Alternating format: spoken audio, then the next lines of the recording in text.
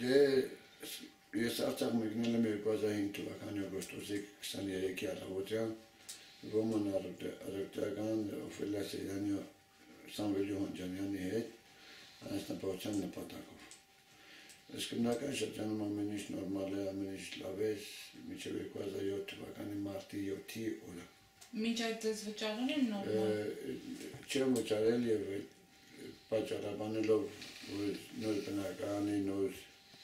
այլմանների եւ այլ կապակցությամբ ասա որ գումարը հետո եմ վճարելու, ասի լավ վճարի հետո։ Դրանից հետո արդեն 2007 թվականի մարտի 7-ին տեղի ունեցավ այդ անասունի դեպքը, տեղի սկսվեց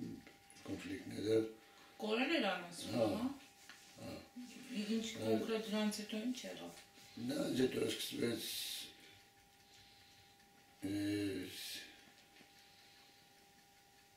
Ինչ էին ասում էին անվճար աշխատեք անասունը կորելու փոխարեն, թե ինչ էին ասում։ Հա, դա ինքը իր բանով չէր ասում, դա ամբողջ էր արիչ իր